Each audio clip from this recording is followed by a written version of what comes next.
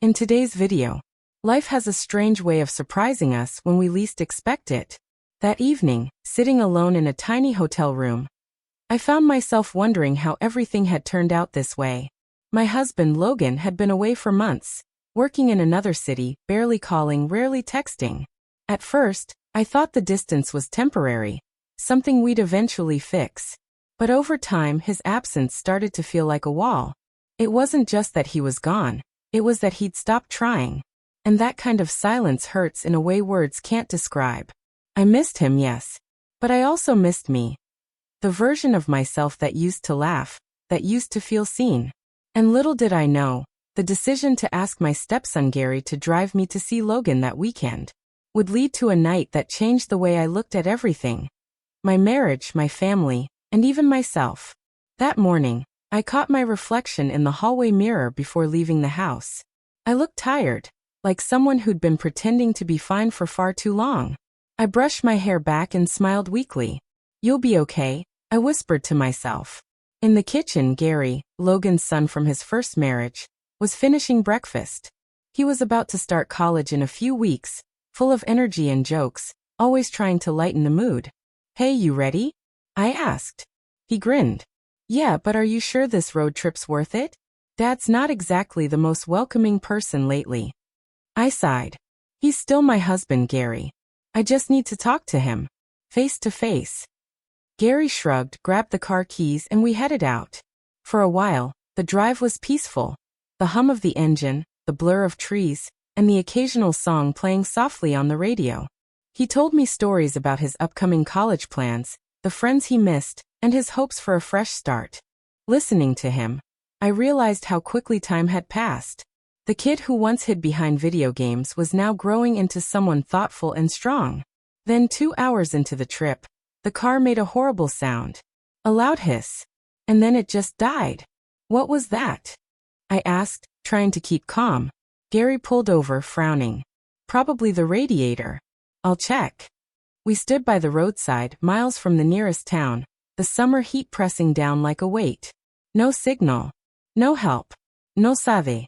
After several failed calls to mechanics and towing services, reality set in. We weren't going anywhere tonight.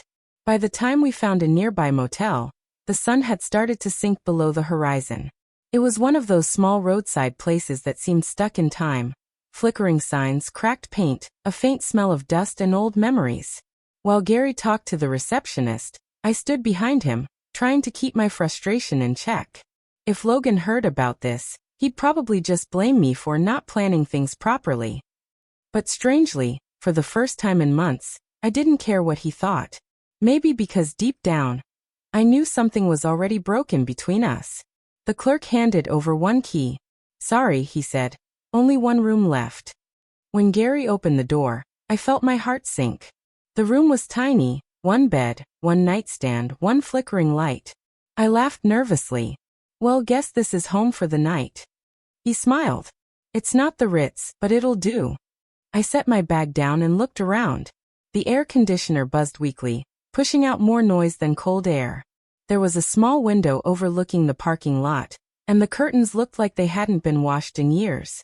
Everything about the place felt temporary, like a pause between two parts of life. I turned to Gary. "You hungry?" "Starving." We decided to grab dinner downstairs before calling it a night. The motel restaurant was quiet, a few tables, dim lights, and an old jukebox humming in the corner.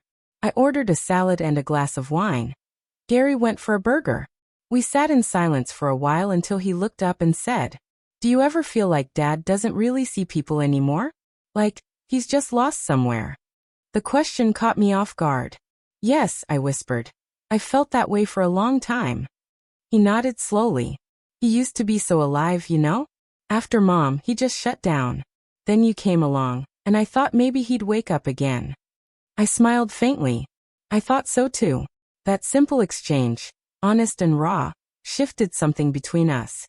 For the first time, we weren't just stepmother and stepson. We were two people who both cared about someone who'd drifted away from us. Two people trying to make sense of the same silence. By the time we finished dinner, I felt lighter somehow, not happy but understood.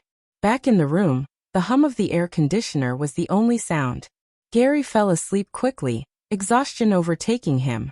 I sat by the window, staring at the faint glow of the streetlights outside. My mind wandered, to Logan, to the last time we'd laughed together, to the promises that had slowly faded away.